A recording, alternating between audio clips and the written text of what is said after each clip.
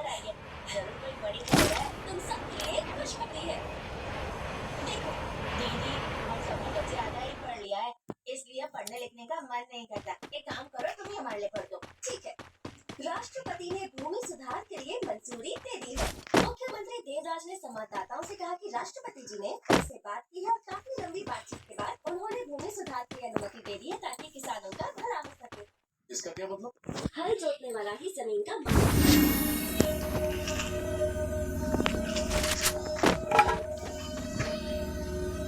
इसका मतलब जमीन एक प्राकृतिक संसाधन है, इसलिए जो भी उस पर रहता है उसे दान करना प्यार करना।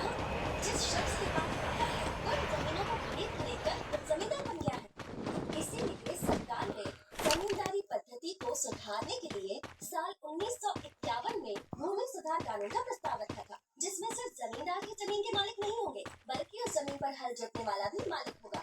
उस वक्त कुछ लोग इस बात से राजी हुए थे और कुछ लोग नहीं हुए थे।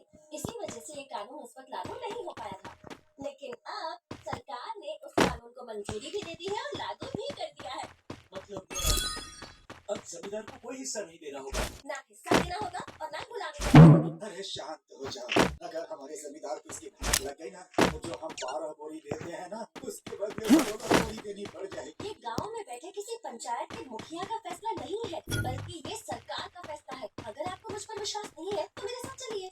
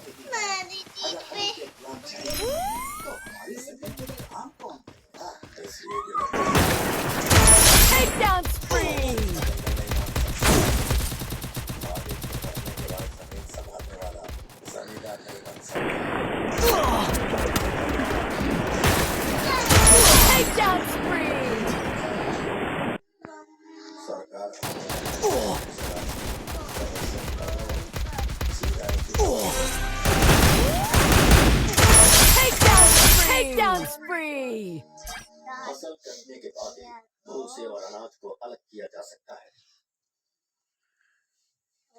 देखो, अब तक हम शेर को पिंजरे में रखकर उसे कष्ट दे रहे थे, लेकिन अब सरकार कानून को छापे देकर आसान